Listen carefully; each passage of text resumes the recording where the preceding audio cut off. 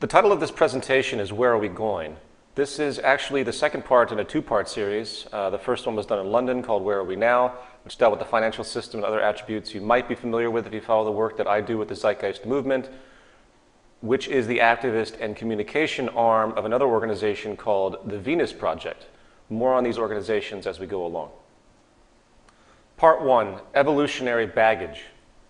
Roughly 10,000 years ago, the human species stumbled into a new social paradigm, which is now referred to as the Neolithic Revolution. During this time, it appears we began a transition from predominantly egalitarian societies consisting of hunters and gatherers to an agricultural revolution where deliberate cultivation of food replaced the more passive finding of food sources, hence allowing for much more control over production. At the same time, there also seems to be a major push in the advancement of what we call technology today. Stone tools were advancing, which eventually set the trend for the Bronze Age, which used the forging of more malleable copper, and then the Iron Age, which enabled more strength, so on and so forth. I think we know all these patterns. Since this period, we can look back and recognize a constantly increasing rate of technological development. In fact, it appears to be an exponential increase. This graph here, made by Ray Kurzweil, shows an exponential increase of the mass use of inventions, specifically communication technology, computer technology, and the like. Next to it is another chart which shows a history of technological invention and the amazing rate of progress in general. I think it is safe to say that this evolution of technology, and hence science itself, has been and continues to be the fundamental catalyst for progress and change. It is by far the primary factor driving the development of human civilization, not only in the facilitation of achieving specific ends, but also in the more subtle manifestation of our belief systems, philosophy, frames of reference, and essentially how we interpret the world around us. The scientific method itself is a form of technological tool, and its application has continually advanced our understanding of the world around us, facilitating constant change. Unfortunately, cultural beliefs that we all share, traditions, are very rarely in tandem with the socially progressive nature of science and technology. This is termed culture lag. This stems from social identifications with existing traditional values and established institutional practices. These emotional identifications, and I apologize for this graphic, but I couldn't resist, these emotional identifications are a source of comfort for us. In fact, I have an anecdote. When I was coming here from the airport, I saw the Amish. They have evidently lived nearby, and they were driving on the street. It was nighttime. What did they have? They had electric lights on their horse and buggy. I'm like, hey, that's cheating. The thing is that it's really difficult for any traditional establishment to really keep moving forward without eventually giving in to the beauty of the advancement of technology and what it can do for us. As a classic example of this phenomenon, which I'm sure many of you have heard before, was when the Italian physicist astronomer Galileo first presented evidence to the political institution of his time and region regarding the Earth revolving around the sun. He was met with deep threat and deep opposition by the political religious establishment, for it was very much contrary to their religious texts and hence traditional identifications. In fact, the Inquisition banned the reprinting of Galileo's works for 76 years after his death. The reality is, institutional establishments, meaning institutions of both traditional codified thought and institutions with societal influence and power, meaning philosophy dogmas on one hand and corporations and governments on the other, each have a high propensity to engage in denial, dishonesty, and corruption to maintain self-preservation and self-perpetuation. The result is a continuous culture lag, where social progress, by way of incorporating new, socially helpful scientific advancements, is constantly inhibited. It is like walking through a brick wall, as the established power orthodoxies continue to perpetuate themselves for their own interests and comforts. Now, to illustrate this phenomenon in a modern context, let's examine one of the oldest established orders still in use today, the monetary system. When I say the monetary system, I don't mean native monetary policy, interest rates, the fractional reserve policy, central banks, or any other component attribute. I refer to the absolute foundation of the concept being a system of incentive, acquisition, and exchange. So first, let's ask the most fundamental question. Why did we invent money? Contrary to the attitudes of most of the world's population today, money is not a natural resource, nor does it represent resources. Money is actually a social convention for managing scarcity and rewarding creation. If a person grows a food product on a plot of land, that product is given a value, 1, based on how scarce the product is in the region, hence the level of demand versus supply, and 2, along with the amount of labor and time spent to produce that product. Generally speaking, if a product is rare in the society, then its value is raised. If the skill set needed by a person to cultivate that product is also rare in the community, then the value is increased as well. This is the basic theory of value, which you'll hear in Economics 101. As innocuous as this may seem on the surface, let's now consider some of the unspoken negative retroactions of this system, namely the profit mechanism and its relationship to establishment preservation. Very simply, problems and scarcity equals profit. Socially negative attributes of society become positively rewarded ventures for industry. The more problems and scarcity there is, the more money that can be made off of attempts at solutions. The more efficiency created in society, the less opportunities for monetary acquisition. Think about this. In other words, and this might sound rather pessimistic and abrupt, but there is very little intrinsic reward and hence motivation to solve any currently profitable problem in existence. The very nature of monetary reinforcement condones the perpetuation of problems. For example, energy is the cornerstone of our society. You would think that scarce and depleting oil supplies, which is a common speculation at this point in time, peak oil, would be a dire concern given our current social dependence, posing nothing but negative connotations. No, not in the short term. There is nothing the oil companies want more than consistent scarcity. The 2007-2008 speculative bubble in oil, which shut down schools, school buses, and caused immense hardship for the lower classes for both home heating and transportation, is a classic example. If oil companies know that they can make more money by having their items scarce, the propensity to deliberately limit production and disregard social concern or simply be dishonest outright about available resources is very high. The same goes, unfortunately, for every other socially dire problem, such as environmental pollution. The more polluted our water tables and taps become, the more industry can compensate by offering profitable solutions. This creates a perverse reinforcement of indifference to environmental concern by industry. For the more damage there is, the more money that can be made. It is simply how the game is set up, and the psychological ramifications are sick and profound. Let's consider the medical industry, which should be one of the most altruistic and progressive institutions we have, as our quality of life often depends on it.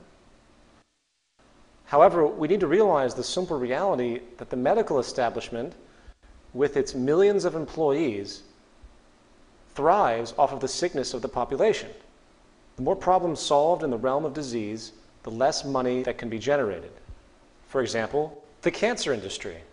This is a massive, multi-billion-dollar a year industry, $1 trillion industry, with a very large number of people in employment. Suppose for a moment, hypothetically, that a cure for all cancers was somehow achieved, and the method of treatment was simple and easy. In other words, there was no longer a way to make all of this money off of the illness by the medical establishment.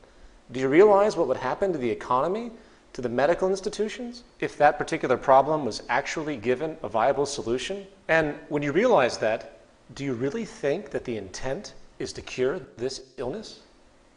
It's something to think about. And it would also lay off tens of thousands of people. I mean, keep in mind, it's an establishment. The moment you have employees and everything, and even if you're working initially for an altruistic cause, the moment you're in the position of supporting a group and the group relying on the institution, suddenly motivations change. As another example, what if a company made a car that could last 80 years without service and also runs without the need for perpetual refueling through battery technology? The aftermarket value of that car would be virtually zero, and billions of dollars would be lost due to the now obsolete consumer oil and auto service market industries. I'm sure many of you know that we have the technology now to create electric cars that can go 80 miles an hour for 1,000 miles on one charge. You might also know, as a case in point, that the White House during the Bush administration, which was, in fact, the oil cartel in power, made sure their corporate constituents in the oil industry were safeguarded against this new reality by helping to just get rid of the idea of itself, squashing it. In fact, there is no reason why every single car sold could not be electric right now. They aren't, because social progress and human well-being is always second to monetary gain. I'll say that again. Social progress and human well-being is always second to monetary gain. Also, if people cannot make money off of solving social problems, they simply will not be done. Take a look at the horrid, dire destitution in Africa, or simply the rampant and growing homelessness across the world. I think George Carlin actually put it best. Have you ever noticed that the only metaphor we have in our public discourse for solving problems is to declare war on it? We have the war on crime, the war on cancer, the war on drugs. But did you ever notice that we have no war on homelessness? You know why? Because there's no money in that problem. No money to be made off of the homeless. If you can find a solution to homelessness where the corporations and politicians can make a few $1,000,000 each, you will see the streets of America begin to clear up pretty damn quick. Most, when they think about these kinds of things, the word corruption comes to mind. Most feel that these are ethical issues. But is it really corrupt for an energy establishment to want to limit supply artificially so they can make money? Is it really corrupt for a company to seek indifferent self-preservation at the expense of social progress? Actually, no, it isn't. It is simply business as usual, and this is what I'm trying to point out. And you should expect nothing less than this tendency. The profit mechanism creates established orders which constitute the survival and wealth of large groups of people. The fact is, no matter how socially beneficial new advents may be, they will be viewed in hostility if they threaten an established, financially driven institution. Meaning social progress can actually be a threat to the establishment. So, to put it into a sentence, abundance, sustainability, and efficiency are the enemies of profit. Progressive advancement in science and technology which can solve problems of inefficiency and scarcity once and for all are, in effect, making the prior establishment's servicing of those issues obsolete. Therefore, in a monetary system, corporations are not just in competition with other corporations. They are in competition with progress itself. That is why social change is so difficult within a monetary system. In other words, the established monetary system refuses free-flowing change. You cannot have a social convention where money is made off of inefficiency and scarcity and expect a quick incorporation of new advents which can relieve those problems. I know I'm drilling this in, but most do not see this, and I want to make sure it is perfectly clear. Now, I don't want to spend too much time on the monetary system because, as I mentioned, it was the focus of a prior presentation. However, I would like to quickly point out two important issues. The first is the economic reality that the entire global economic system is based on what I call cyclical consumption. The only way the system can work is if money is perpetually circulating. Money must be continuously transferred from one party to another in order to sustain so-called economic growth. This is done through constant or cyclical consumption by virtually everyone in society. Jobs are entirely contingent upon demand for production in some form. If there was no demand for goods and services, then there would be no demand for labor, and financial circulation would hence stop. What this translates into, again, is that inefficiency equals profit. The entire system demands problems for it to work.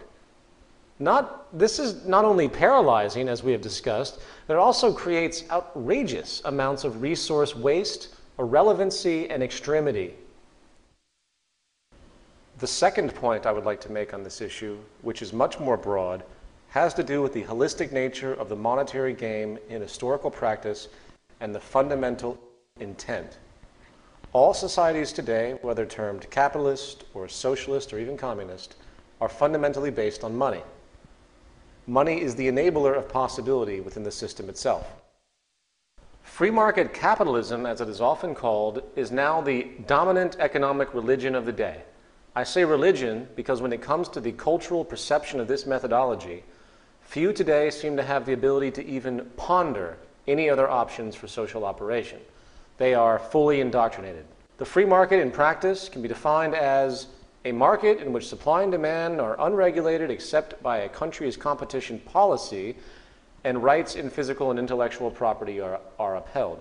You'll notice it says unregulated except by the country's competition policy. In other words, there is no such thing as a pure free market. And I know most of us know this, but I want to make the point, for nor could there ever be such a thing as a pure free market without the system despotically self-destructing beyond repair. Why? Because the basis of the free market pursuit, meaning the self-interest-based pursuit and strategic acquisition of market share, the gaming strategy, can only lead to monopolies and cartels. That is the basis of the entire motivation. And it's funny how economists today will deny that up and down. For example, let's say I want to open an electronics store in a relatively small town, say here in Fairfield, Iowa. And at that time, there are 3 other stores in this same area, and therefore I have to compete with them. As time moves forward, I work to streamline my competitive strategies and reduce overhead in such a way that my store becomes the dominant, most affordable distributor of a certain set of items, and everyone in the town flocks to my store over the others for such items. Due to this, 2 of the other 3 stores go out of business and leave town. So at that point, it is just my store and the other competitor in the region, dual competition. Now, since my profits have been so good, I make an executive decision. I decide to attempt to acquire or buy the other competing store in town. Seems reasonable, right? Acquisitions happen all the time. And they agree. So I purchase that store, put my logo on it, and boom, I have a regional monopoly. Likewise, let's assume I didn't purchase the other store, but rather just became friends and in turn partners with them. And we figured out a way to work together and flourish in a non-competitive way. Seems logical, right? Well, guess what? Now I have a cartel. In other words, business is based in part on a gaming strategy to win market share and hence profit. Therefore, it is a natural gravitation to seek dominance in your sector or industry. And the highest level is monopoly and cartel. It is a natural progression of the free market system to become as dominant and powerful as possible. But it doesn't stop there, and I'm sure most in this room understand the practice of congressional lobbying by corporations, considered absolutely normal. Well, what is financial lobbying? Lobbying is the prostitution of the state to grant further powers or positions of ease to corporate industries. In other words, if you pay off a few congressmen to support your company's agenda, then you have further secured your position economically. The same thing goes for campaign contributions. Now, people say that's corruption. No, it's not. It's the free market at work. What else do you expect? There is no such thing as an objective government in a monetary system. It is impossible. The whole society is based on money and income, so why do you think any lines would ever be drawn and respected? We see this BS ethic argument all day long, and guess what? It has never worked. It never will work. Influence and hence corruption is a natural byproduct of our system. It should be expected. In fact, let's take this train of thought even further. Throughout history, there has been one empire after another, each working to secure global land and resource domination. The central reason for war is for resources, profit, empire power, and trade monopolies. Governments are fundamentally no different in function than corporations when it comes to self-interest. The United States invasion of Iraq could be considered a hostile corporate takeover in effect, for even the most naive individuals today know it had nothing to do with weapons or freedom or democracy for the people. I don't even want to belabor that issue, for it's just considered passé to even talk about it. It's not even in style. We're so used to this level of corruption that we just look the other way these days. However, I do want to clearly point out what war really has to do with if you have any inhibitions. It is for the conquering of resources, industrial profit, and empire expansion fundamentally. In the words of two-time Congressional Medal of Honor recipient Major General Smedley D. Butler, war is a racket. It always has been. It is possibly the oldest, easily the most profitable, surely the most vicious. It is the only one international in scope, and it is the only one where the profits are reckoned in dollars and the losses in lives.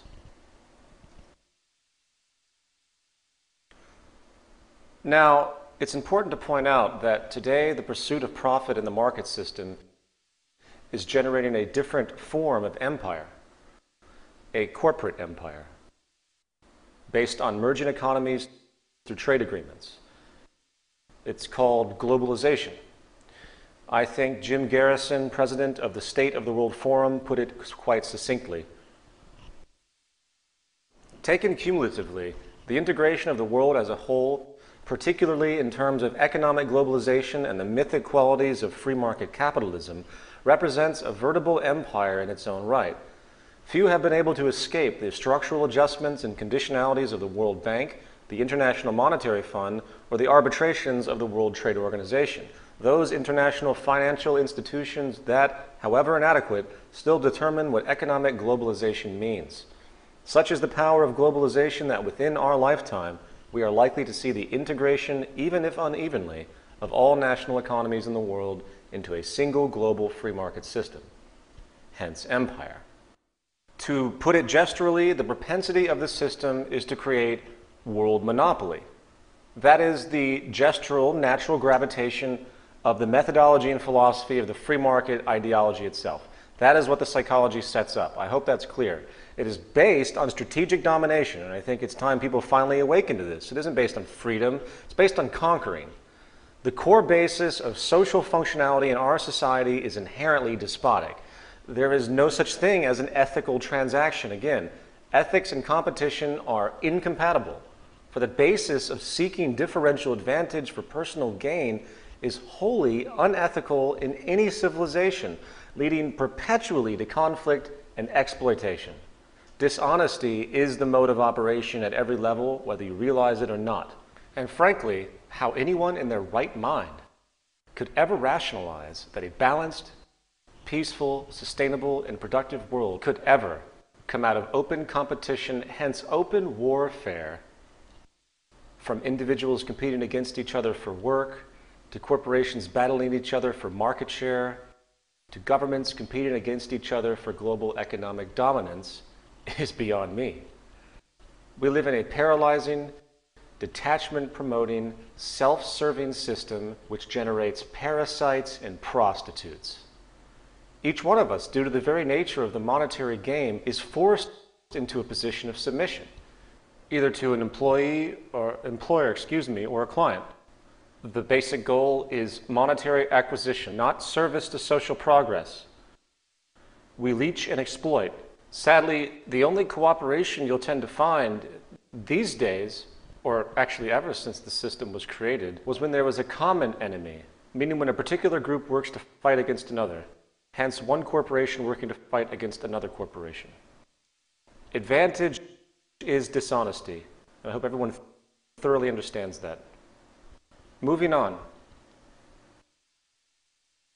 I would like to address some other culturally common attributes of modern society, both institutional and ideological, which are rarely thought about in a holistic sense. This is going to be a little bit abstract, but I would like to show how the integrity of these current conventions are either outdated, polluted by the monetary system and self-interest, or are simply ignoring the root causes of the problems which these conventions are attempting to solve. The 4 points are: 1, laws, rights, and paper proclamations. 2, security. 3, government as we know it today. And 4, activism and so-called ethics. Laws, rights, and paper proclamations. In society today, government attempts to control human behavior by way of threat in the form of laws. Little regard is given to the reasoning behind causes for these so-called criminal acts or socially offensive acts. If a person is arrested for stealing, very little regard is given to the environmental conditions that generated the interest to steal to begin with, the motivation. Is a mother who steals food to feed her starving family a criminal? No. She's simply doing what she has to do. When we reflect on this reality that we as human beings are really nothing more and nothing less than animals and operate with the same basic behavioral reinforcement, and again, sorry for this graphic, but I had to use it to make the comparison. The fact is, we operate with the same basic behavioral reinforcement survival tendencies as most other species. We see then that it is illogical and irresponsible to consider any human behavior outside of the realm of the social condition. In the early 90s, a study was done called the Merva-Fowles study, which found that a 1% rise in unemployment in major US cities resulted in a relatively substantial increase in crime. This shows how so-called criminal behavior is directly related to the socioeconomic circumstances. It should be no surprise that the great majority of people in prisons come from deprived socioeconomic positions. Society is producing the behavior, particularly scarcity if you pay attention. And year after year, the number of people in prison rises, along with the number of laws on the books. Therefore, obviously something isn't working, right? Something is not working. Something is wrong. If society was progressively managed with the intent of collective human well-being, then we should be seeing a constant decrease in crime and prison populations, a decrease in laws. In fact, the goal of a productive, stabilizing society would be the intent to eliminate the need for prisons, police, and everything we have just mentioned altogether.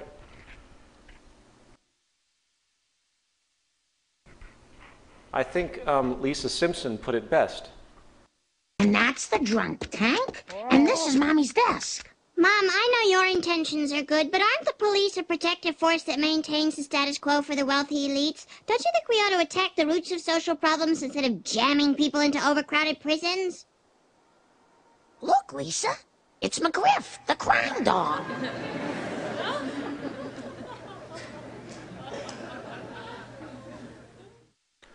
This brings us to the concept of security now. Since 9/11, security measures across the world have gone berserk with irrationality. The public at large, especially in America, is now neurotically obsessed with security. The solution to violent human behavior is evidently more police, more cameras, and less freedom and liberty.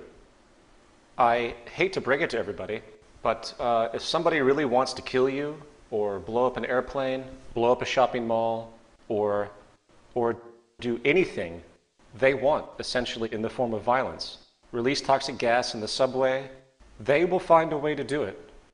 No form of security will ever stop that. Therefore, the logic is wrong. It is impossible, and the whole basis of security as we know it is the absolute reverse of the application that's required to solve these types of issues. True security comes from solving social problems, addressing the environment and reasons, or the neuroses and distortion of the human being. This is a chart covering the last 200 years. The y-axis shows life expectancy, and the x-axis shows income adjusted for inflation. Each bubble is a country. The size shows the population, and the color shows the continent.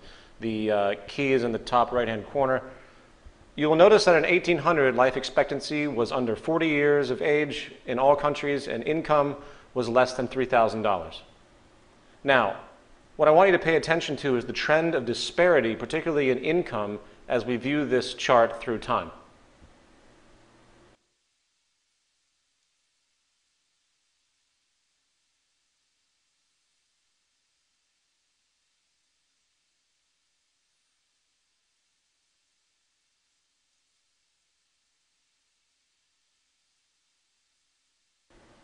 You will notice that life expectancy has basically risen along with wealth in general. But what do we see mostly? What do we see? What stands out? We see a tremendous and growing economic disparity. Africa, for example, is just left in the dust by the Western nations. We went from this to this. Economic disparity is obviously growing. Now, why am I bringing this up?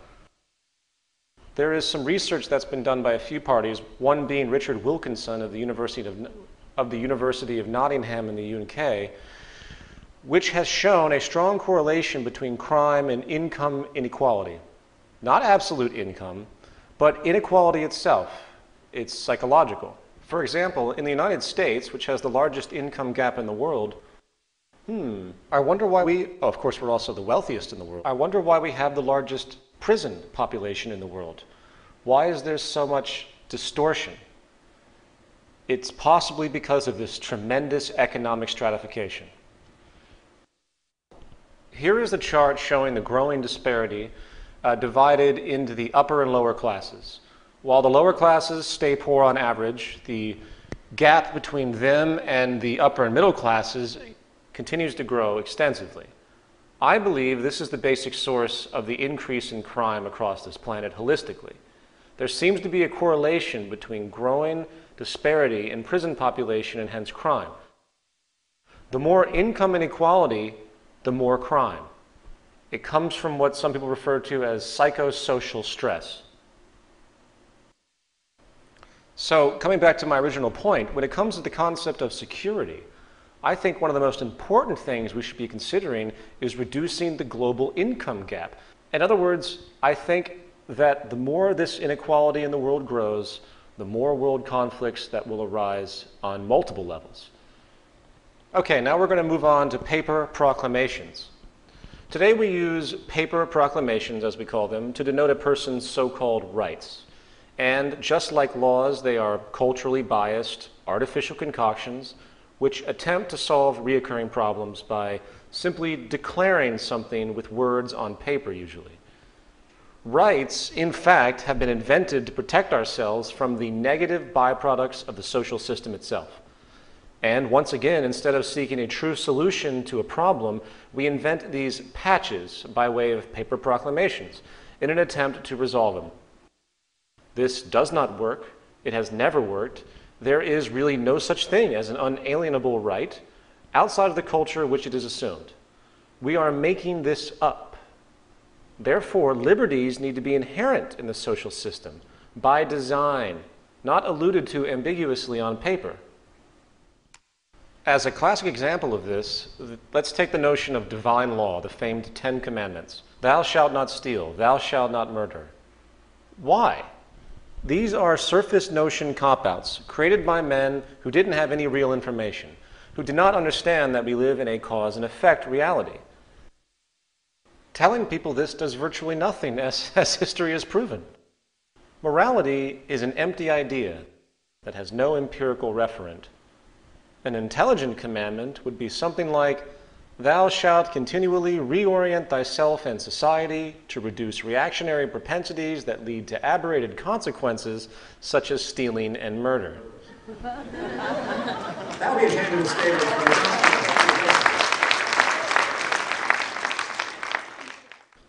The same surface irrelevancy applies to any constitution or Bill of Rights of any country on this planet. In the Bill of Rights of the United States, there is an attempt to secure certain freedoms and protections by way, again, of mere text on paper. Now, while I understand the value of this document and the temporal brilliance of it in the context of the period of its creation, that does not excuse the fact that it is a product of social inefficiency and nothing more. In other words, declarations of laws and rights are actually an acknowledgement of failures of the social design. There are many people today in the so-called patriot and liberty movements. I know many people like this. I'm a fan of many people who are proponents of this, in part because I think there's a place for it. But this document is not the savior of America. Some people seem to believe that the United States had some magical position at one point or another, perhaps where we slaughtered all the Mexicans and Indians to steal the land, or the fact that when the Constitution was written, only white property-owning males, which is about 10% of the whole population of the nation, could actually vote. This is government by the people? Moving on, let me demonstrate what I'm talking about here. The Fourth Amendment details how people have protection from unreasonable searches and seizures. This statement is basically qualified by the termed notion of probable cause in the amendment. What is probable cause? The only way to figure this out is to find a legal working definition that is culturally accepted. A common definition of probable cause in this context is a reasonable belief that a person has committed a crime. Okay, so the qualifier is now reasonable, right? Reasonable, okay, this is often defined as fair, not excessive or extreme. Well, okay, then I guess we have to move on to the word excessive. You see my point, I hope. It is meaningless semantically, therefore it cannot be trusted. None of them can. In other words, legal definitions are not empirical. All the amendments are subject to the whims of interpretation, which is why they are abused by the police, Homeland Security, and the IRS on a daily basis. Therefore, back to my original point, there is no such thing as rights, as the reference can be altered at will. The Fourth Amendment is an attempt to protect people from state power abuse. That is clear, but it avoids the real issue, and that is, why would the state have an interest to search and seize to begin with? How do you remove the mechanisms that generate such behavior? We need to focus on the real cause. Now, to be clear again, I'm not saying that laws, rights, and the like are not needed at this time. They certainly are. But we need to hone our focus to resolving the actual problem. And by the way, for all the nationalists out there, I am not attacking the U.S. Constitution once again. However, it is not the answer, and it's naive to think that this document really has that much relevance. Again, I am a fan of people like Ron Paul and Dennis Kucinich. I believe there's a place for the work that they do, but it's not the answer. The history of America is just like the history of any other country on this planet. It is a history of deception, fraud, and corruption. There is nothing to return to, for the integrity was never there to begin with. We must move forward, not backwards. And this brings us to government. All governments in existence today, whether you recognize it or not, are institutional dictatorships. They are publicly sanctioned power monopolies.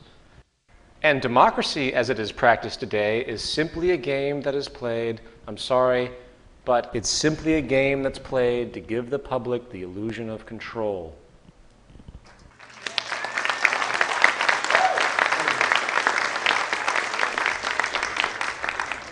People think they have choice in our current system because they can press a button on a voting machine and put a pre-selected person into power. However, once that person is in power, the public then has virtually no say. Did you vote for the bank bailout? No. Did you vote for the cabinet of a new president? Did you vote for the tax increase? Do you vote for where highways or power grids or any infrastructure goes? Did you vote for the wars in Afghanistan and Iraq? No, you didn't. So where is your real participation? In part 3, we will discuss how a true democracy actually would work, and it's not the election of people, it's the election of ideas. We have to understand that government as we know it today is not in place for the well-being of the public, but rather for the perpetuation of their establishment and their power, just like every other institution within a monetary system. Government is a monetary invention for the sake of economic and social control, and its methods are based on self-preservation first and foremost. All a government can really do is create laws to compensate for an inherent lack of integrity in the social order. It's also worth pointing out that most politicians, in fact, are lawyers. Most players in government come from the world of law. And in reality, they have absolutely no real education, therefore, or understanding about the true foundation of social operation. Can a lawyer come fix your home heating system? Can a lawyer go and organize a power grid for a particular area? No. Lawyers and hence politicians are simply not trained in any tangible way to solve real problems. They're trained to solve artificial, nonsensical problems that are culminated byproducts of our nonsensical society. In other words, society is in fact a technical creation. I'll say that again. Society is a technical creation consisting of infrastructure, resources, and management. Society is a technological construct. Republican, Democrat, it doesn't mean a damn thing. If you really want to see a society that works, you have to begin to realize that science and technology is the overarching element that governs the entire mechanism of social organization. And therefore, those who study those attributes should be given not control, but should be given the forefront of participation, forefront of influence to say, hey, we can feed and clothe all the impoverished people in Africa and in the third world. We could technically do it. But unfortunately, they go to their corporate bureaucracy and hence government bureaucracy. And of course, the governments say, oh, we don't have the money for that. The question has never been, do we have the money? The question has always been, do we have the resources and technological know-how? Now, the final issue I would like to cover in this section has to do with activism and the traditional patterns of activism we have seen historically across the world.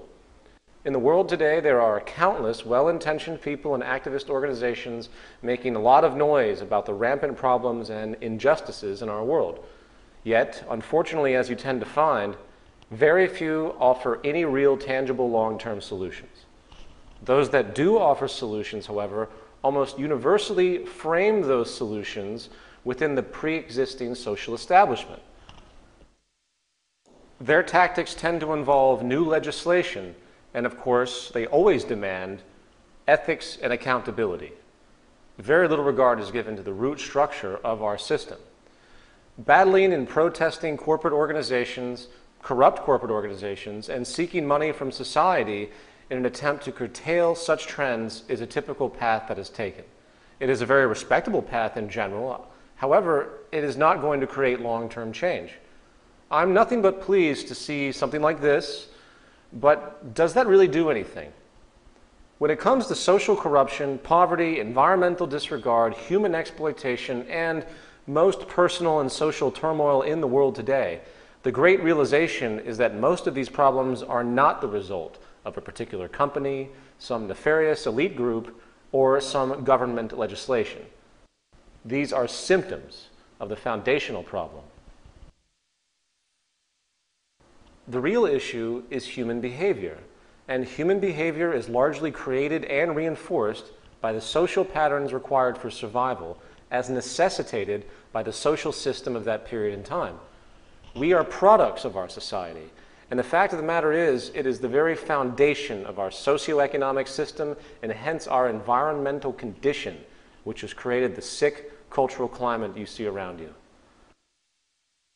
Very rarely do any activist organizations today consider the possibility that maybe it is the social system itself that is the problem. The bottom line is that we can spend the rest of our existences attempting to stomp on the ants that mysteriously wander out from underneath our refrigerator, setting traps or laws, or we can get rid of the spoiled food behind it, which is causing the infestation to begin with. Part 2, Project Earth. There's a concept in electrical engineering called the signal-to-noise ratio, which has to do with the ratio of a signal power to a noise power which corrupts the signal.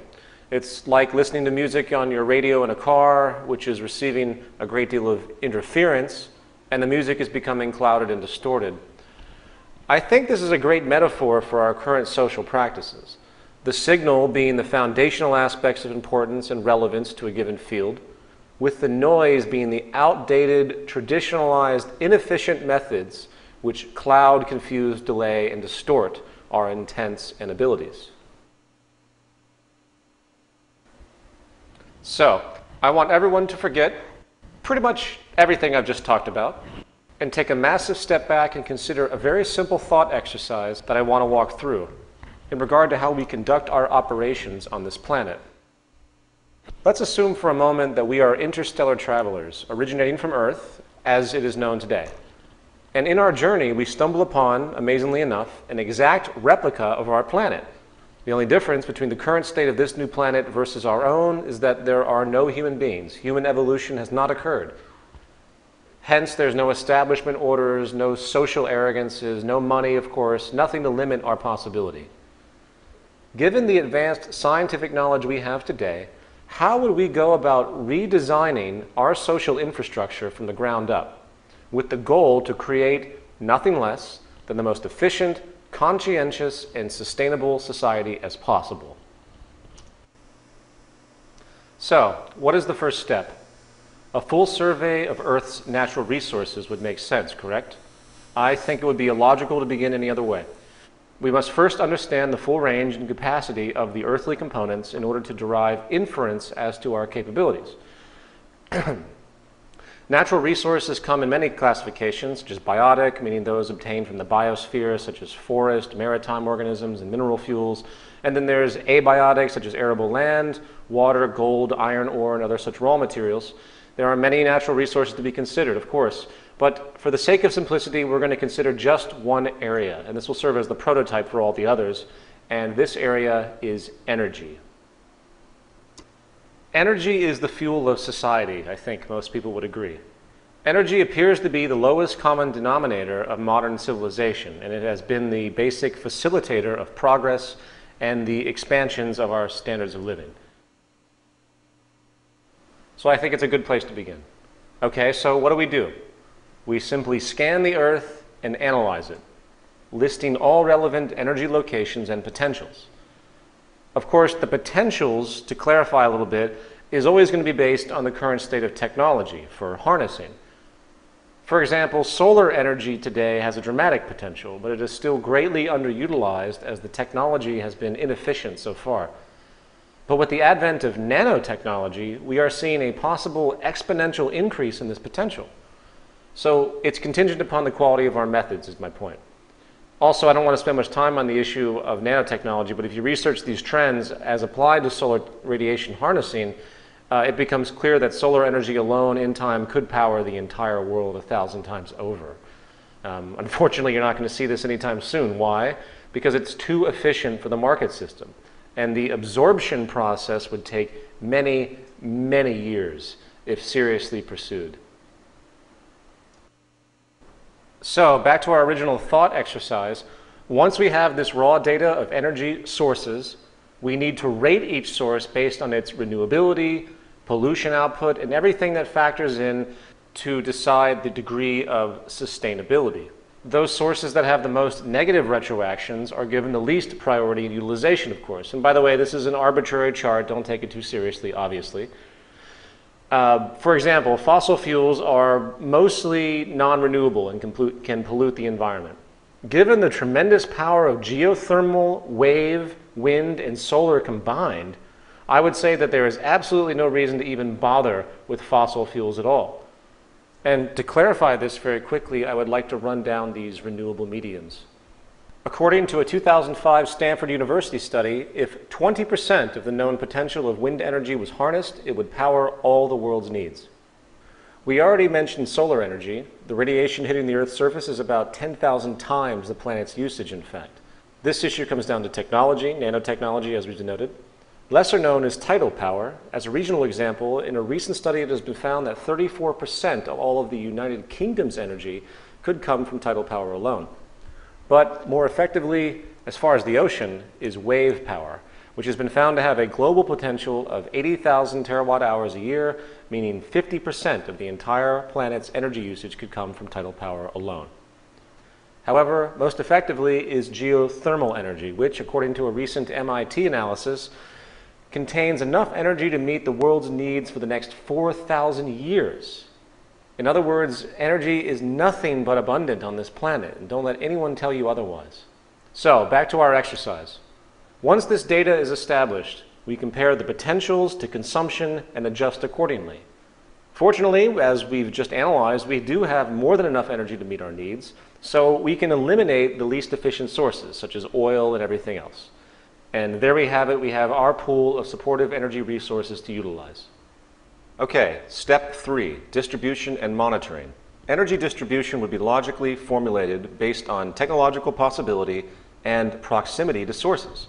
In other words, if we have wind energy utilized in Asia, we're not going to deliver that energy to Latin America. So distribution parameters would be self-evident based on the current state of distribution technology and proximity practicality. Likewise, active resource monitoring done through Earth sensors and computers would allow for a constant awareness of the rate of use, the rate of depletion, the rate of renewal, and any other parameter relevant to know, in order to maintain, of course, a balanced load. If the scarcity of any resource is going to occur, we can forecast this in advance through trend analysis, and proper action can be taken to adjust accordingly. This idea is nothing new. It's used every day in our lives in detached ways, such as the ink level notification on your personal printer connected to your home computer. Okay, let's review. What do we have so far? We have the locations of our energy resources. We have the output potentials and distribution qualifiers, which are based on strategic use, technological harnessing, and proximity. And finally, we have a system of active resource monitoring, which reports the state of energy supply, rates of usage, and any other relevant trends. In other words, we've created a systems approach to energy management on the planet. The system is comprised of real-time data and statistics. The process of unfolding is based not on a person or group's opinion, not on the whims of a corporation or government, but on natural law and reason. In other words, once we establish the interest and goal that survival and hence sustainability is our goal as a species, which I hope everybody in this room agrees, then each parameter to consider in regard to resource management becomes completely self-evident. It is called arriving at decisions as opposed to making them, which is a subjective act based on incomplete information and very often cultural biases. The planet is a holistic system with resources all over it.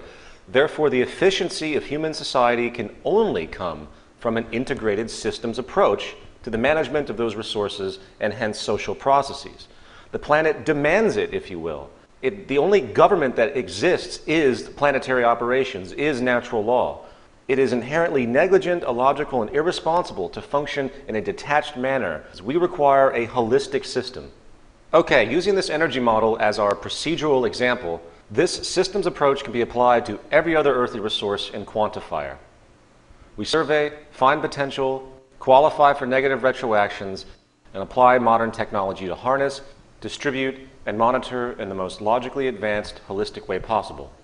Naturally, a computer database management program would be the logical method to navigate these issues, where all the attributes we have discussed are fed in with strategic computation applied. And since the goal is holistic maximum efficiency, the automation of adjustments also becomes very simple. For example, let's say we have two geothermal power plants in the same region, each outputting in tandem the required amount of energy for that region. One day there's a problem, and the output of one plant drops by 30%. This would be seen by the monitoring system, and the other power plant's output would be automatically adjusted by 30%. It is reactive, just like the nervous system in your body, automatic. No reason to vote for it, no reason to debate it in Congress. It's automatic because it's self-evident. So, to summarize this approach, all planetary resources, from energy to minerals to maritime life, etc., are managed by strategically active statistical processes in a single global system which is programmed to adjust automatically to the changing environment. That's it. Correct me if I'm wrong, but I'm afraid there is no other way to achieve peak efficiency of our resource usage. It is a technical process. It's also very, very simple when you think about it, even though the specifics of implementation would seem complex for most of us who are untrained in systems engineering. Okay, so we have a global resource management monitoring system now, utilizing programming and feedback to maintain what we call dynamic equilibrium and peak efficiency. So, how does this same logical systems approach to management apply in regard to seemingly more complex mediums of social operation, such as the production of tangible goods for everyday human consumption?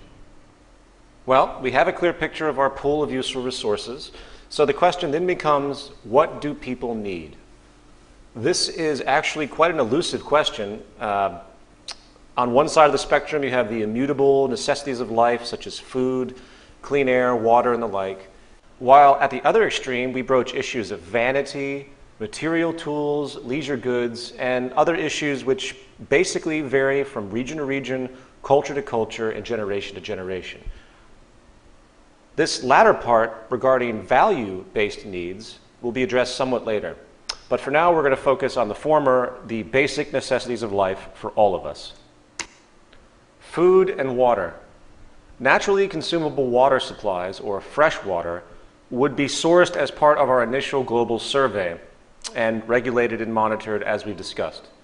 When it comes to food, the first to consider is agriculture and then hence arable land. So we survey and locate all available arable land on the planet. Then we establish consumption statistics based on the population's usage. Now, obviously, analysis would become much more complex than what I'm denoting here because there are many things to consider, such as the growth propensity for certain crops, the methods used for cultivation, the need to counter negative retroactions, and many other fine points. However, once again, each one of these issues can be isolated, recognized, and quantified to one degree or another systematically. I want to continue to address the process. That's the most important point. Now, to extend this point, the conventions used for cultivation and preservation of food and water right now only takes us so far. This is an area where technology becomes critical in light of our growing population. In society today, food and water scarcity is massive in developing nations. Here is a projection done by the IRRC regarding water scarcity by 2025. In turn, as of now, 1 billion people are starving on this planet, according to the United Nations. It's probably a lot more than that, considering how the United Nations tends to whitewash such issues if you pay attention, but nevertheless, it's still insane. And anyone who's paying attention knows that the problems of food scarcity and water scarcity is 100% economic. The technical resolution of the problem can happen with the mere application of existing methods, namely desalination and hydroponic agriculture. Technological advancements such as desalination processes can make fresh water both from seawater and even brackish water sources, using reverse osmosis along with other developing methods. This is yet another example of how technology is just as much a part of resource management as resources themselves. The idea that usable water is scarce is only true in relationship to the limited methods we are currently using, compounded, of course, by the economic nonsense we have already mentioned. The same goes for hydroponics, which is a method of growing plants using mineral nutrient solutions in water without soil. In fact, we could theoretically grow food in the middle of the Sahara Desert with proper irrigation by simply tapping down to the water table. I believe it's about half a mile to a mile down. It might sound like a long way, but again, many things that seem extreme to us today become commonplace through time. And, by the way, I hate to sound negative, but if the United Nations was truly concerned about the well-being of the third world, if they really cared at all, frankly, they would be facilitating the building of desalination plants along the coast of every suffering nation to convert ocean water to consumable, usable water, and then they would filter organic nutrients from the ocean itself into hydroponic greenhouses. That would resolve.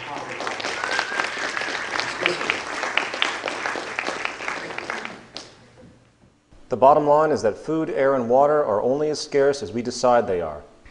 If we choose to become intelligent and strategic with our production and preservation methods, while taking full advantage of technology, there is no reason why we can't provide for the Earth's people many, many times over. The starving children of the world today are not so because of a lack of available food and water. It is their lack of purchasing power, the failure of their economies, not true scarcity, which causes the needless deaths of millions a year. In the world today, one person dies of hunger every second because of poverty. Okay, back to our original exercise. These technological advances I have just spoken of, along with many others, would be coupled in with traditional methods and thus monitored and regulated in our systems approach as we have already expressed. The point is that new efficiency-increasing technologies would be quickly incorporated into the system based on qualifiers. Now, you will notice once again that choice becomes self-evident. As long as the integrity of our methods of evaluation, which is the scientific method, is strictly followed, coupled with the goal of maximum efficiency and sustainability, the process of societal construction and organization becomes almost entirely self-evident. We are arriving at decisions based on this simple goal of maximizing efficiency in whatever way we can. And this pattern of thought, this commitment to the objective observation of natural processes and loyalty to the scientific methodology utilizing hypotheses and testing, etc., leads us to part 3, with the introduction of an organization called the Venus Project.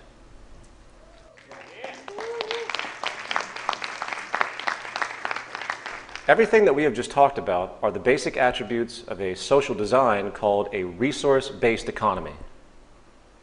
This term was coined by industrial designer and social engineer Jacques Fresco, who is the director of the Venus Project, which he runs with his associate Roxanne Meadows out of Venus, Florida. Mr. Fresco has been focusing on the concept of sustainability and culture for the past 70 years. He is 93 years old now. This is all he has ever done. And the majority of things you're seeing in this presentation come from his worldview. The Venus Project recognizes that the Earth is indeed abundant with resources, and that our outdated methods of rationing resources through monetary control are no longer relevant, and in fact very counterproductive to the efficiency of society and hence our survival. The monetary system was created thousands of years ago during periods of great scarcity and has no legitimate relationship to our true capacity to produce goods and services on this planet in this day and age. We know now that with a unified systems approach to global management, as we have just described, that the human species will be able to express its full potential.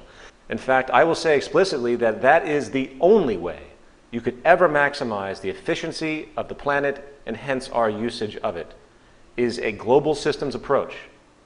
Modern developments in science and technology, as we have just discussed, can now allow for this approach to become a reality. To summarize a resource-based economy, first, it utilizes existing resources rather than commerce.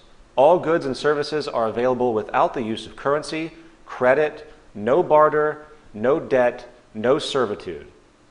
The aim of this new social design is to not only free humanity from the repetitive, mundane, and arbitrary occupational roles, many of which hold no true relevance for social development, but also encourage a new incentive system that is focused on self-fulfillment, symbiotic awareness, education, social awareness, and creativity, as opposed to the contrived, shallow, self-centered, corruption-generating goals of wealth, property, and power, which are not only dominant today, but abhorrently actually praised by the population. The great realization of this concept is that through the intelligent management of the Earth's resources, along with the liberal application of modern technology and science, we have the ability to create a near global abundance on this planet and thus escape the detrimental consequences, both physical and psychological, generated by the real and artificial scarcity and waste which is prevalent today. The end goal isn't just about physical sustainability in and of itself, in fact. It's also about the larger goal of cultural change. The values of humanity are created by the social system, and we feel this approach will not only bring us in line with natural law, enabling a high standard of living, but will ease social stress dramatically and allow for people to flourish without the aberrated consequences we see over and over today. We're being poisoned by our social system. War, poverty, and 95% of all crime are essentially monetary related if you look carefully. The Venus Project recognizes this, and if we can adapt to this new approach, I think we can completely eliminate these issues.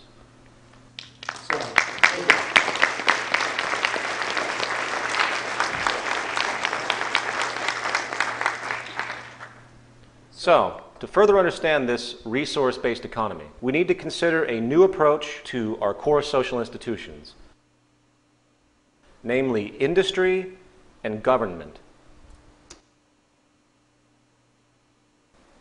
Industry, in our use of the word, has to do with the methods of production and distribution of goods and services in a society.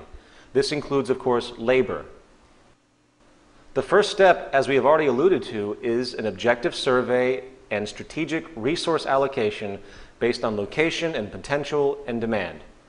We have already discussed how such parameters make the process self-evident as you go along and gain new information. The only variable is the value-based social needs, which range from bare necessities, such as food, water, and shelter, to utility-based production items, such as tools, automation machines, technological development, etc., to items used for non-utility-based purposes, such as televisions, radios, and entertainment, leisurely-oriented issues. And by the way, we will address how products are invented in a moment. The second step is then the optimization of production itself, with the focus on maximum efficiency. The only way to achieve maximum efficiency in all sectors is by removing human involvement. And bear with me, removing human involvement in as many areas as possible. We want to focus on labor automation. As most of you know, automation or mechanization has been replacing labor in all sectors continually since the Industrial Revolution. While there is a constant debate about what this means for labor in the future, and the very real possibility that technological displacement, known as technological unemployment, will slowly overcome the integrity of the employment market itself, one thing we do know for sure, and that is the reality that the more we mechanize, the more productive things become. Here is a chart of the G7 advanced industrialized countries, showing how employment in manufacturing has been dropping while manufacturing output has risen substantially. Productivity is now inverse to employment in most sectors. The most advanced form of mechanization is called cybernation, which combines robotics and computerization. Essentially, the computer is the brain of the machine and instructs the machine what to do. Cybernated machines today are probably the most powerful and influential invention humanity has ever created. The possibilities of these tools are on pace to changing the society in profound ways, including the freeing of the human labor force and exponentially increasing production efficiency. The fact is, there is very little in the way of basic labor that cannot be automated. It is really a simple matter of our social intent. These machines do not need breaks, vacations, insurance, and they are not subject to the emotional inconsistency that we humans tend to fall into that makes us, less consistent in our performance. Here are some examples of this technology. Dynamic catching and holding. My favorite, dribbling.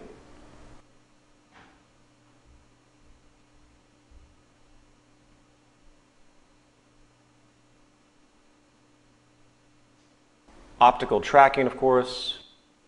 Throwing.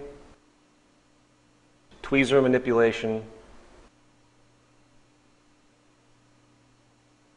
I like this one, the dynamic catching of a cell phone.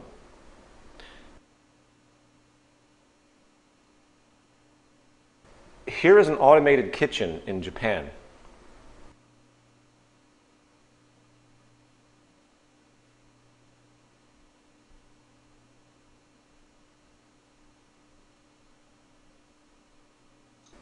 Here is a fully automated waitstaff, if you will, in Germany.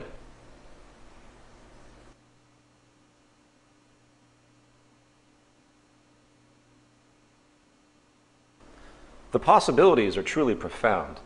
Even as unintuitive as it may seem, I think complex surgery is on pace to full automation and, based on the pattern, will likely become much more reliable than the human hand.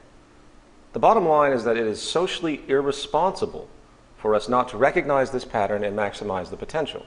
We must disregard the traditionalized emotional whims we might have. For example, I was reading in a book about technological development in the early 20th century, and there was a story of a woman who refused to buy a new refrigerator because she liked the Iceman. She liked the Iceman who came and brought ice to put in the icebox, which is a wonderful, quaint notion, but it isn't progress. That's romanticism. And I'm not putting down romanticism. I'm a romantic in many ways. But I also recognize that progress means we have to change our values. Life is about adapting. If our scientific ingenuity can create mechanisms that can increase the efficiency of production and overcome scarcity, and in turn give us more free time to pursue larger interests, then we have no choice but to fall in line and change our values accordingly. Machines are extensions of human attributes. They are tools. And not only can they allow for greater productivity, They can also relieve us, as we've seen, of trivial, monotonous labor, enabling possibly a cultural paradigm shift that we can't even imagine. Now, it's usually about this time that someone says, hey, wait a minute, but what will I do? What will I do with myself if machines are doing things? This is, of course, an amazing question if you think about it, and goes to show how conditioned we have really become. I will express what people will do as far as production is concerned. Humans will basically be supervisors and researchers. We would oversee these systems. The end result is a fully integrated, autonomous, cybernated industrial complex, which is patched into the resource management system we have already described, enabling observation and adaptation. In turn, it is simply a matter of updating the system and making sure the system is in order. People will function as supervisors, researchers, and innovators, while again allowing for a world of personal freedom and intellectual pursuits that are reminiscent of the ideals of early Greek society. Furthermore, without the monetary system to impede with its childish, immature basis in competition, the entire structure of production can be streamlined. For example, no longer will there be perpetual duplication of goods, with resources being wasted for the sake of preserving market share. We all know that more minds are better than one when it comes to design. Imagine the progress if the technical teams of the top 10 competing cell phone companies decided to work together to build the best product they could, together. Imagine. Likewise, planned obsolescence and inferior products will become a thing of the past. When companies compete, as they do today, they must cut their initial cost basis as strategically as possible, in turn, of course, cutting quality.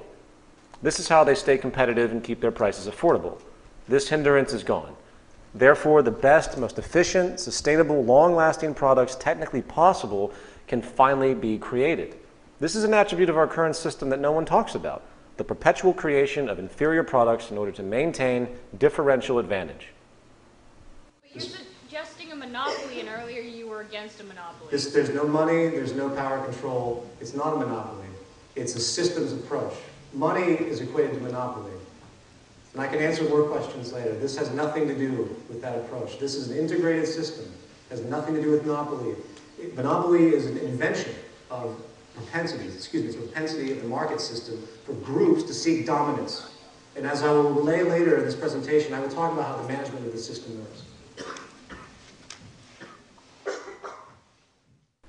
And this brings us to step 3, distribution. Distribution has a wide range of logical options. The most practical being automated distribution centers, along with pneumatic tube transport systems for your home. No more mailmen, no more delivery services. Again, society is designed. The distribution center might look similar to the stores as you know them today, except you go in and you simply get what you need and leave. There's no reason to hoard anything, for nothing has monetary value, therefore it can't be sold or used for personal gain. As far as stock and inventory, consumption patterns are constantly monitored to gauge demand levels just as they are today. Resource and raw material acquisition and the production of goods are then adjusted in order to maintain a balanced load economy. Here, shortages and overruns will become a thing of the past. This again can be done from our central database program. And by the way, I hate to use lingo like central database program. It sounds so cold. But it's really just a form of management. It's a unified form of management. It's very simplistic, just so we can adjust things. To obtain a product, a person could also just go online, search for an item's function, select it, and request it. It would be available for pickup at a distribution center or automatic delivery soon after. No money, no trade, just access. And by the way, we'll talk about the concept of property in a moment. Step 4. Optimized recycling of products that become outdated or inoperable. This step actually begins at the production stage, for each product design has had incorporated into it the consideration of recycling. Nothing ever used in production would be unsustainable or unrecyclable in any way unless there was simply no other option and the product was absolutely dire. This is strategically considered to make sure all older products are reused to the maximum amount enabled by known methods, reducing waste. The negative retroactions of all production processes are taken into account and adjusted accordingly at the production level initially. No more landfills, no more dumps of waste. We reuse as much as possible, deliberately. Okay, so now we're going to take all the concepts we've just mentioned and put them into the larger context of so-called government. I think Dr. Ralph Linton put it best. The tremendous and still accelerating development of science and technology has not been accompanied by an equal development in social, economic, and political patterns.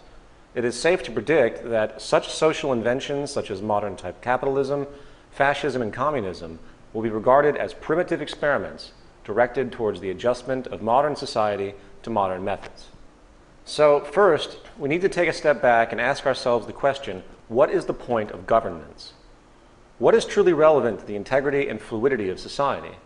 If you break the chain of conditioning regarding everything that you have been taught about the concepts of government, which includes power, laws, money, budgets, politicians, defense, and so-called democratic elections, you realize that social organization is much more simple. It could be so much more simplistic and with substantially less stress and concern. Government should be simply a process, if you will, centered around what matters to maintain society and the well-being of the human population. Very simply, this would be resource and environmental management, the production and distribution of goods, along with a system of decision-making, research, and invention. That is really it. Society is, as I've said before, a technological convention, and thus our orientation towards so-called governance should be purely scientific. As far as the first two components, we have already accomplished this with our central database program. It is, again, an Earth-wide autonomic sensor system with environmental sensors in all relevant areas of the planet, monitoring and generating industrial electronic feedback regarding resources and production distribution operations. I know it sounds massive and science fiction oriented, but it can be done. It's done every day in detached ways. It's just not applied on a larger scale. So then, with the first two issues covered, we're then left with the issue of research, contributions, and decisions. When we finally understand that everything in regard to social operation is a technical process, we then see that there is little reason for political subjectivity in the solving of any problem. For our technical insight can now arrive at most conclusions using the scientific method. It is based, of course, on information. If a person reads one page of a book and closes it, he or she can easily have an opinion on that book as a whole. If another person reads the whole book, they also have an opinion. Whose opinion would you value more? The person who read the full book or the person who read only one page? In other words, the more data taken into account in the process of decision making, the more accurate that decision will be. As we have previously explored, computers now can access trillions of bits of information per second across vast informational databases. Because of the limitations of our sensory and cortical equipment in our body and mind, no person or group can know everything there is to know in this world. Our senses are limited in range. Our eyes can only see a fraction of the electromagnetic field. Therefore, again, it is only logical to begin delegation of decision-making processes, specific technical processes, to computers for evaluation and efficient outcomes. They do not have the restrictions that we have. These are tools that we have created. Again, we have already shown that this is possible with resource management, production, and distribution. So now we're going to explore what we can call information processes. This is a rather complex point and falls in the realm of what could be called artificial intelligence, or machines programmed to run processes that kind of mimic the procedural processes of human thought. Artificial intelligence is, of course, subject to some tremendously silly assumptions today. The most, of course, common being portrayed in movies where the intelligent machines invariably decide, to take over humanity, or some other biased notion of contempt.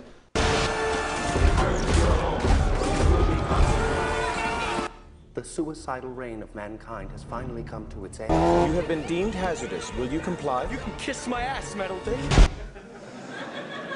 In fact, I would say that science fiction seems to get off exclusively on showing the world being overcome by machines and the human beings enslaved. In the words of Arthur C. Clarke, the popular idea, fostered by comic strips and the cheaper forms of science fiction, that intelligent machines must be malevolent entities hostile to man, is so absurd that it is hardly worth wasting energy to refute it. I am almost tempted to argue that only unintelligent machines can be malevolent. Those who picture machines as active enemies are merely projecting their own aggressiveness. The higher the intelligence, the greater the degree of cooperativeness. If there was ever a war between men and machines, it's easy to guess who will start it. The interest is to create an active informational database containing literally all known technical knowledge, ranging from the properties, combinations, and applications of every element of the periodic table to even the complete history of technological invention. A system of associations, of course, needs to be created and codified to enable such a thing, but there are plenty of projects that are working on this right now. Thought is indeed a technical process. And once the associations emerge that can combine multiple disciplines, we will have at our grasp an amazing database program that we can interact with and gain feedback from. It could likely come in the form of a simple website. You would pose a problem or question to the database, and it would give the best possible feedback based on the current state of knowledge at that point in time. No different than interfacing with a calculator, but this new calculator has a powerful associative system and an extensive database of knowledge that can not only understand and compute math, it can integrate physics, biology, and other aspects into a unified, concentrated awareness. Say I had an idea for aeronautics. I would enter in my schematics in language codified that the machine would understand. The machine would say, whoop, you know what, this has already been done. We don't have the materials for this as it checks the central database. The efficiency of this is not applicable because of the wind resistance of this coefficient, etc. You get the point. And if this sounds like science fiction, rest assured that the US military's Pentagon likely already has similar database reference and decision-making programs which it uses to create war strategies. It is important to point out that in the world today, we consider participation in government a task of electing various personalities to a position of power. This is now obsolete.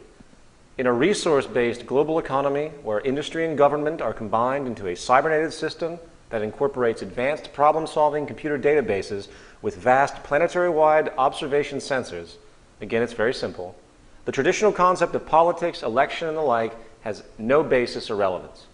And while this notion scares a lot of traditionally minded people, it must be reiterated that our problems in life are technical and are relative only to humanity as a whole. We don't want to elect people, we want to elect ideas. This would be a true democracy, where technology enables each person to contribute in an organized way. Of course, such participation in any society would entail understanding how society technically worked, and then constructively proposing ideas or innovations to be implemented, created, or altered. As of now, this is long lost. Very few people have any idea how anything operates. These things are just going on around them. They have no idea what's going on. People can't contribute to anything unless they understand what comprises what they want to contribute to. This is something governments have known for a long time, which is why you tend to find that there's a lot of dumbing down going on in the world. So, as far as interaction, first, one would interact with the informational database, which is available to everyone and could input their proposal. Then, the database, with its historical knowledge databases and data integration, would analyze the concept for its scientific and technical integrity, along with optimizing the materials required, if applicable, based on current understandings and availabilities. Again, it's unified. If the proposal is initially accepted by the central database after cross-checking it to make sure the integrity is intact, then it would either be immediately put into production, as would be the case with the desired invention, or it would be turned over to a group of rotating interdisciplinary teams that oversee the implementation of the new proposal and orient it into the social system. These are simply technicians who maintain the system, no different than how people maintain anything today. The person or group who submitted the proposal in question would then be invited to participate and become a part of the interdisciplinary team relevant to the idea if they choose to. These interdisciplinary teams of technicians oversee the system and also help orient research projects to continue growth, efficiency, and social evolution. They would do research in scientific fields relevant to the functionality of society. In an optimized version of this system, I think it's safe to predict that no more than 5% of the world's population would be needed to run the show. The more optimized and powerful our technological capabilities and methods become, the more that number decreases. And you know, I think it's important to mention, a lot of people, they read too much science fiction, they take books like Brave New World in 1984 a little bit too seriously, and they see something like this as a power consolidation in some amazing way. But you have to understand that we're removing the mechanism. Look, we have to remember that we entrust our lives to science and technology every single day, and to the people that work with this technology. When you have a problem with your car, you don't take a vote from your neighbors as the solution. You go to somebody that works in that particular field, who knows what they're doing, education. This is the type of orientation we need to begin to have. The fear of traditional corruption has very little basis, for there's no reward for it. The interdisciplinary teams do not get paid in any way. Their reward is, in fact, the fruits of the society as a whole, and they contribute because it is in their best interest to do so, just as everyone can contribute. Self-interest becomes integrated with social interest. They become one. In order to help yourself, you must help society explicitly. Everything is for the greater good. Frankly, I believe our survival as a species is absolutely contingent upon this worldview. Moreover, these teams would not be fixed, but constantly revolving based on who wants to participate, who contributes in any given field. Abstractly speaking, this would actually be a true democracy, wouldn't it? Arbitrary voting for politicians is now replaced by the logical review of given concepts based on social merit, with the creators brought in to help. Not, I'm going to reduce taxes, and here comes change, and you know, and all this nonsensical stuff we deal with today. In a resource-based economy, as I've said, participation is open to everyone. Because again, all issues are fundamentally recognized as technical, and I'm going to keep drilling this in. The degree to which a person contributes is based on that person's education and ability to create and problem solve. This is why expanded education is critical. In society today, you will find that the public is essentially kept distracted and uninformed. I hate to say it, but this is the way governments maintain control. If you review history, you will find that power is maintained by ignorance. In a resource-based economy, the goal of the educational system is to produce the most intelligent, aware human beings as possible. Why? Because everyone then becomes a contributor, greatly affecting our collective social evolution for the better and improving the lives of all. Intelligence will no longer be a threat to the establishment, for there is no power establishment. There would be no budget restrictions or unethical agendas to deter progress. Also, people have a high propensity to become generalists, not specialists. Specialization is a limitation. The monetary system promotes specialization as a form of labor distribution for income. It's kind of built in, and it's a colossal hindrance. I believe Buckminster Fuller put it quite well on this issue. Our failures are a consequence of many factors, but possibly one of the most important is the fact that society operates on the theory that specialization is the key to success, not realizing that specialization precludes comprehensive thinking. This means that the potentially integratable techno-economic advantages are not comprehended integratively and therefore are not realized.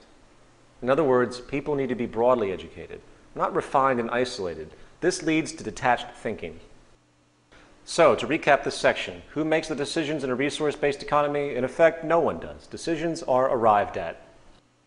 The very sentence to ask the question, who makes decisions, is devoid of all logic.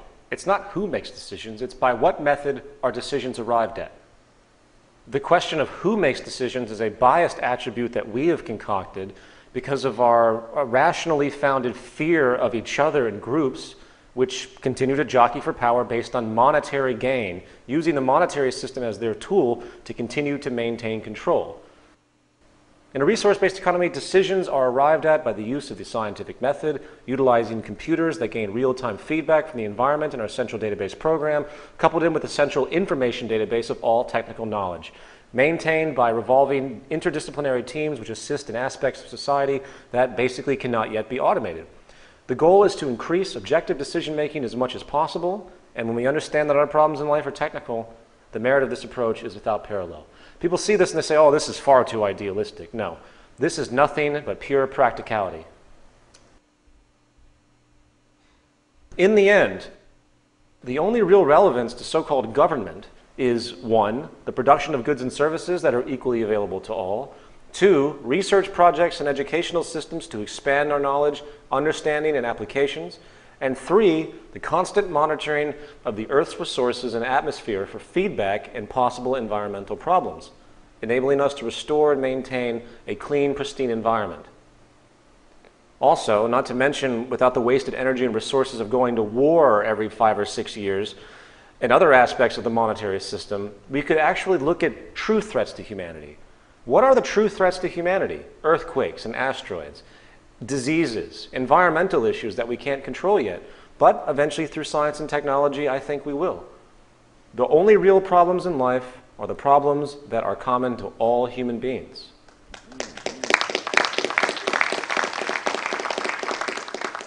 Cities and lifestyle. In this section, we are going to extend the tenets of a resource-based economy into one of our most fundamental social inventions, the city, specifically the Venus Project's circular city. We will also discuss how people's lifestyle in a resource-based economy might manifest, often with profoundly different values and goals than we see today.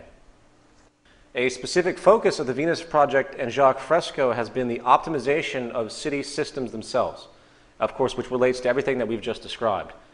The following is a short video exploration of some of Jacques Fresco's ideas in this regard.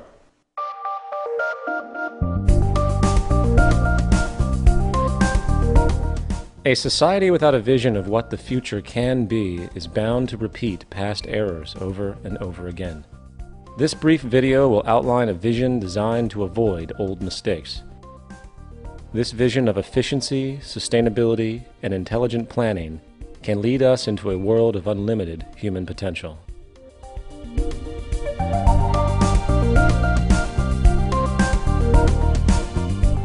This vision could be a showcase of what the world can be in our cybernated age. Science and technology could be used for human betterment and the restoration and protection of the environment, serving as an example of the intelligent application of the systems approach. While some people advocate the restoration of existing, worn-out cities, these efforts fall short of the potentials of modern technology. Modifying outmoded cities simply delays the inevitable problems. It is actually much easier in the long run to build newer cities from the ground up than to restore and maintain the old ones. A total city system approach requires overall planning to attain a higher standard of living for the occupants. The circular arrangement efficiently permits the most sophisticated use of available resources and construction techniques, with a minimum expenditure of energy. The outer perimeter will be part of the recreational area, with golf courses, hiking and biking trails, and other outdoor activities. Inside this area, a waterway surrounds the agricultural belt, with indoor and outdoor agriculture. Continuing toward the city center, 8 green sectors provide clean, renewable sources of energy, using wind, solar, and heat concentrators. The residential district would include unique landscaping, lakes, and winding streams. A wide range of creative and innovative apartment buildings and individual homes will provide many options for the occupants. New and innovative methods of fast mass construction for housing and building systems will inject composite materials into the mold and then extrude the form upward. In some cases, multiple city apartments can be produced as continuous extrusions, which are then separated into individual units. The apartments are lightweight and high strength. All of the dwellings are designed as self-contained residences. The outer surface of these efficient structures serve as photovoltaic generators, converting solar radiation directly into electricity for heating, cooling, and other needs. The thermocouple effect will also be used for generating energy. These individual homes are prefabricated and relatively maintenance-free, fire-resistant, and impervious to weather. With this type of construction, there would be minimal damage from floods, earthquakes, and hurricanes. Their thin shell construction can be mass-produced efficiently with little environmental restriction. Adjacent to the residential district are the planning, science, and research centers. The 8 domes surrounding the central dome house the art, music, exhibition, entertainment, and conference centers. The central dome houses schools, healthcare, access centers, communications networking. It is also the core for most transportation services, which move people by transveyors horizontally, vertically, and radially, anywhere in the city. This minimizes the need for automobile transportation, except for emergency vehicles. Transportation between cities would be by monorail or maglev. Waste recycling and other services are beneath the city. The plan will use the best of clean technology in harmony with the surrounding environment. The Central Dome also houses the cybernated complex, which serves as the brain and nervous system of the entire city. It might project a 3D virtual image of Earth using satellite communication systems which provide information on weather, agriculture, transportation, and overall functionality. This cybernated system will use environmental sensors to help maintain a balanced load economy, which avoids overruns and shortages. For example, in the agricultural belt, electronic probes monitor and maintain the water table, soil conditions, nutrients, and more. This method of electronic feedback can be applied to the entire city system. With computers now able to process trillions of bits of information per second, they are vital for arriving at more appropriate decisions for the management of the cities. Colonization of the oceans is one of the last frontiers remaining on Earth. Prodigious ocean city communities will evolve as artificial islands, floating structures, undersea observatories, and more. These large marine structures are designed to explore the relatively untapped riches of the oceans, provide improved mariculture, freshwater production, energy, and mining. They could also provide almost unlimited riches in pharmaceuticals, chemicals, fertilizers, minerals, and other energies. Ocean cities would be resistant to earthquakes and greatly relieve land-based population pressures. Unsinkable floating sea domes will provide for those who prefer unique offshore or island living. In the event of inclement weather, they could easily be towed ashore, mounted, and anchored to elevated support structures. Mariculture and sea farming systems are used to cultivate and raise fish and other forms of marine life to help meet nutritional needs. These marine enclosures are designed as non-contaminating integral parts of the ocean system. A sustainable environment can be achieved through the infusion of technology and cybernetics applied with human and environmental concern to secure, protect, and encourage a more humane future.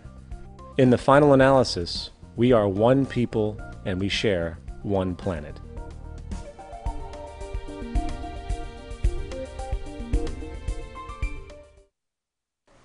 Okay, moving forward, I would like to talk about lifestyles. In regard to lifestyle, it's important to point out that in our current system, the traditional family is broken, with both parents having to work in order to survive. Monetary economics undermines family cohesion and childcare. Stress is always very high due to medical bills, insurance, education costs, employment insecurity, and living costs in general. In a resource-based economy, the integrity of the family will be returned.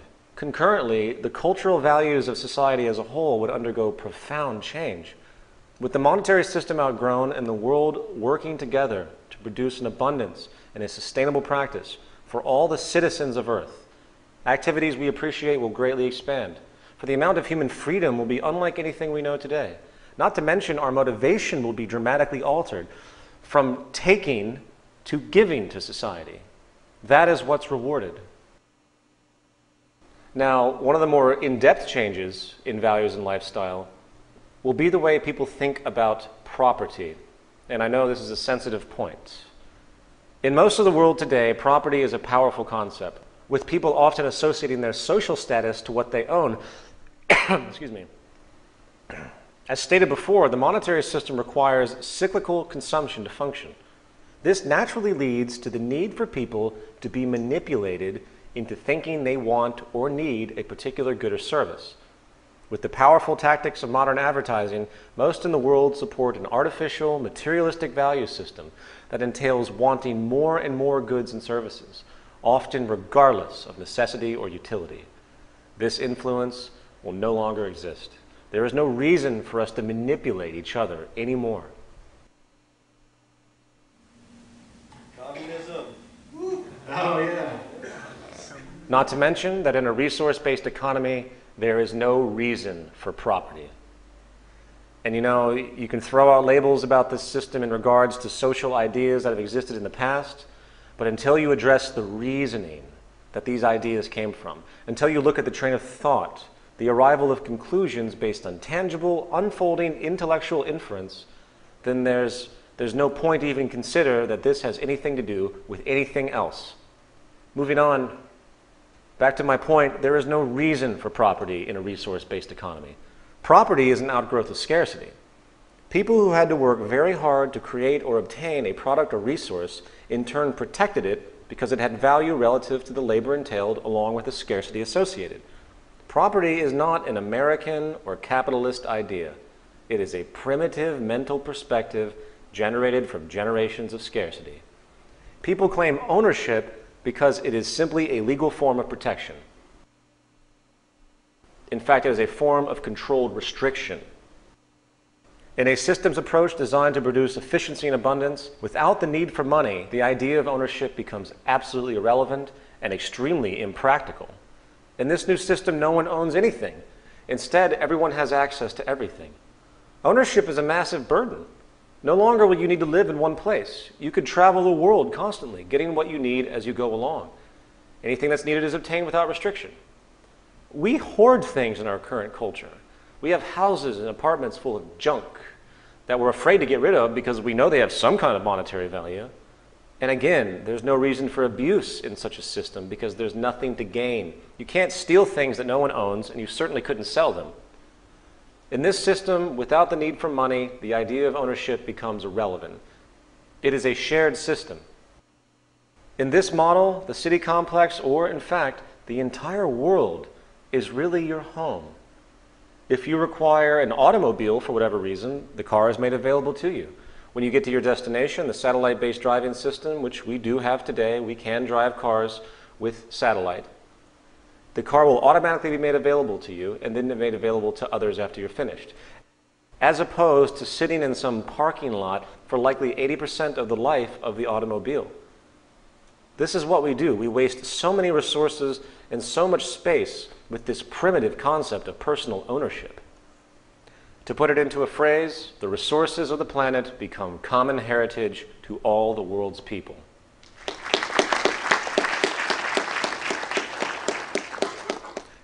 It's important to point out, as we've previously denoted, that in society today, the need for property results in extreme product overlap, planned obsolescence, and redundant waste. There are many people today that criticize what we talk about without giving any reference to how sick the current establishment really is. It is much more intelligent, much more logical, and utterly much more responsible and practical to create a universal shared system, for it would dramatically reduce waste, redundancy, and increase efficiency in space exponentially compared to what we are doing today. And this leads us to our final section, part 4, the transition. Unfortunately, regardless of how well-reasoned, clear and obvious any new idea may be, the public today still maintains, on average, a tremendous fear of any form of social change.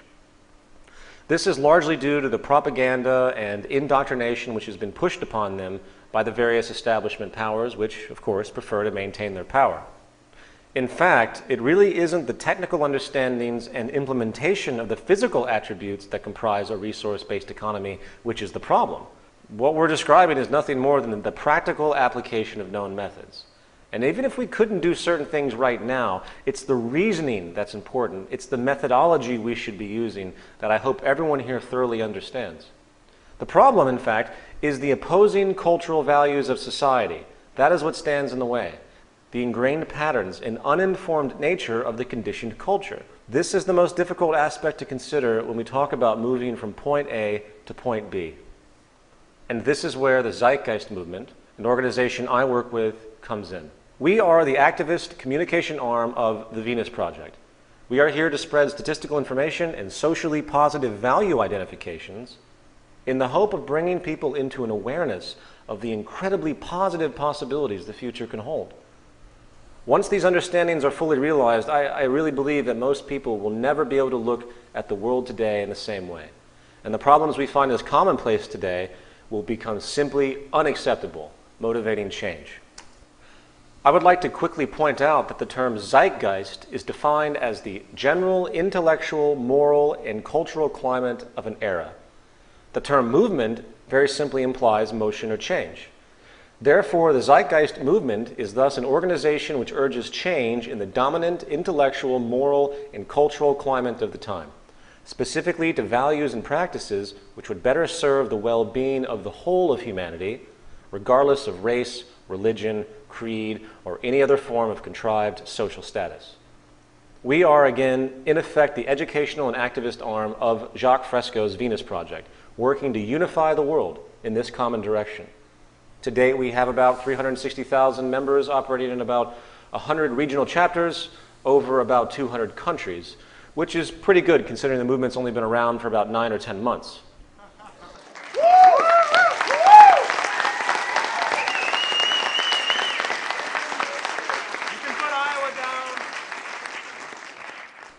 Our central role, gesturally speaking, is engaging in what I would call social therapy.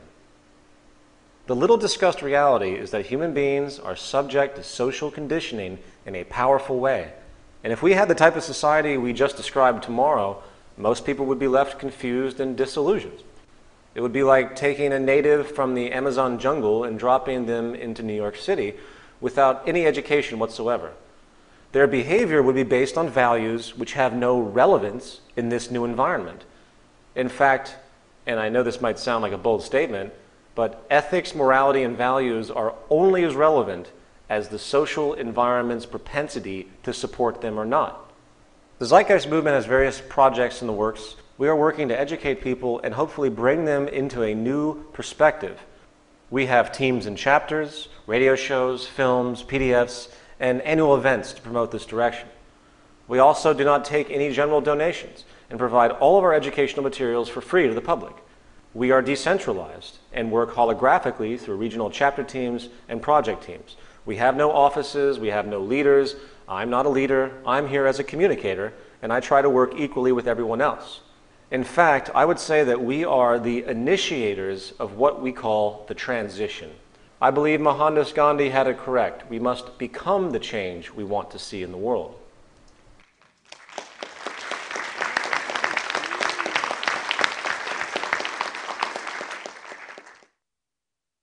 Now, the transition itself from our current system into a resource-based economy is a very complex thing to consider. Of course, I get asked this all the time, which is why I'm bringing this up. And unfortunately, the variables are beyond our current foresight. The central issue, however, is awareness. If the public's consciousness can be expanded to understand and accept the incredible potential the future can hold, where poverty, war, 95% of all crime, along with the mundane, repetitive, meaningless jobs, can be eliminated, then I feel that they will be much more likely to adjust their values accordingly. And while there are many variations of outcomes and progressions that might occur as we move from our current system to the next, I will now attempt to summarize a probable path as I see it. The nature of industry to maximize profit by reducing input and labor costs shows a high propensity for the mechanization of labor. Since the Great Depression, this has been the case. The only reason technological unemployment hasn't consistently risen universally in the long term is because technology has also facilitated the introduction of new employment sectors with an adjustment period in between for laborers. In fact, the Great Depression, which was triggered by a lot of things, was also an adjustment period to mechanization. There were new skills that were learned by people that were unemployed as they adapted to the rapid increase to mechanization during that period of time. However, the rate of increase for technological development seems to pair up with Moore's law, if you are familiar. And that has to do with the exponential expansion of the capacity and size of technology. We're going to apply this in a broader sense. In other words, new employment sector skill adjustments, being the amount of time required to adapt to new emerging employment sectors, would need to be on pace with applied technological advancement itself. For example, today, 95% of America works in the service industry. Excuse me, it works in the service industry, often now in front of computers. People had to learn to do this, right? Being computer literate is almost a prerequisite for everything we do now. So there's a learning process, and that takes time. Loosely speaking, this adjustment period would need to increase at the same rate as technological change. There's no evidence this is happening. Technological process is leaving the human labor market behind. I believe that the reason new emerging sectors have consistently come about to save the human labor market as each sector gets replaced by machine is because the rate of change in technology was not that dramatic at that point in time. It hadn't sped up as fast as it is now. The human mind and body, which hasn't really evolved that much in thousands of years, now has to compete with its own creation. Mechanization is leaving us behind. In other words, we cannot adapt to the speed of applied mechanization. However, that's only one side of the coin. The costs of computer technology, which is the backbone of mechanization, is now becoming exponentially cheaper as well. The first mass-produced calculators were about $100 in 1949. That's $736 adjusted for inflation today. A new digital pocket calculator can now be obtained for $1 or less, if not free. Here is a chart done by Ray Kurzweil, who does brilliant research in technological trend analysis regarding the evolution of computer power and cost based on millions of instructions per second. In 1990, we had 1 million instructions per second for $1,000. 10 years later, it was 1,000 million for $1,000. 10 years later, it was 1 million million. And by 2020, it will be 1 billion million for the cost of $1,000. If we apply this pattern to technology as a whole, and by the way, again, this is speculative, but we do see most everything reducing in cost based on the efficiency of production. And if we apply this pattern to the whole of applied invention, this means it is simply a matter of time before the corporations can no longer rationalize their moral obligation to maintain their employees for the sake of the system. The cost differential between giving a human being a living wage versus automation will be far too dramatic. It will be far too cheap to mechanize. Of course, economists will argue this and they'll say, oh, there's a trickle-down effect. And since the cost of production is consistently becoming cheaper, the cost of goods will become cheaper, and therefore purchasing power requirements of the individual becomes less. Sure, this might be historically true. I guess you could call it efficiency-based devaluation. However, that competitive decision is entirely contingent upon the whims of the manufacturer.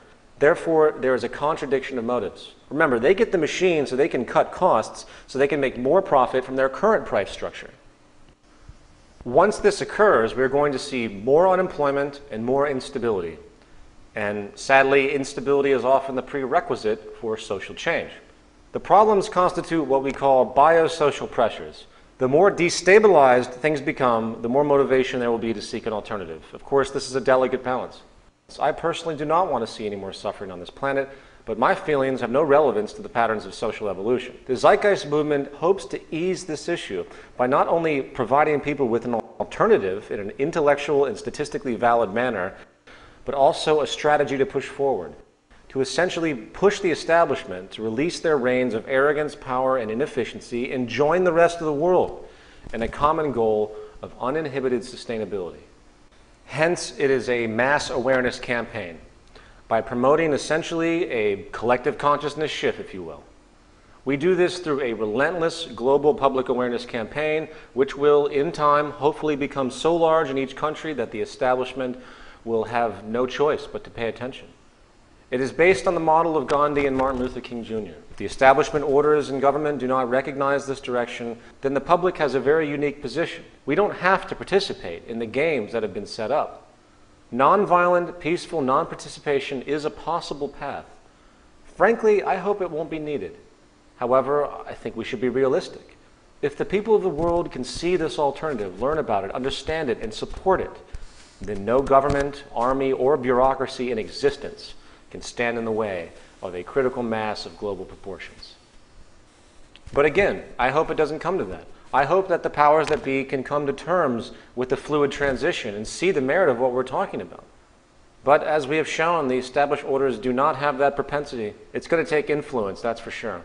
Given that, one of the more specific tactics we want to utilize to engage the public is to build a model city, utilizing the methods and understandings we have set forth thus far. This city system could be used as a hub for research and exposure. The public, along with world leaders, would be invited to visit and experience the basis of this approach in a real-life setting. Then, in time, the hope is that a country, seeing the efficiency of this small aspect, will pick up the city model and apply it within its own system. The city system, of course, isn't a resource-based economy, but it has some very notable attributes in a systems approach. Then, in time, we hope these city systems will begin to spread to other regions, slowly wearing down the market system by their extreme efficiency. Hopefully, the logic will spread to greater forms of central planning and resource management, and hopefully the people of the world will awaken to a new paradigm. Again, there are many angles of interaction. There could be an independent council that consistently invites all world leaders to come to an independent meeting about this project in hope that maybe they would come together to talk about it. There are many other things I could say on this complex issue of the transition. And due to the allotment of time, I really don't want to spend that much more on it. What I will say, though, for those that continue to harp on it, wanting details and details, we can't do anything until there's a mass awareness. So let's focus on that as the first step. In conclusion, the most common negative reaction people have who consider the tenets of a resource-based economy tend to come up with something called human nature. The argument is that humans are inherently competitive, greedy, blindly self-serving, implying that no matter how technically good things are in society, there will always be corrupt people who want to compete and abuse others and seek dominance, etc.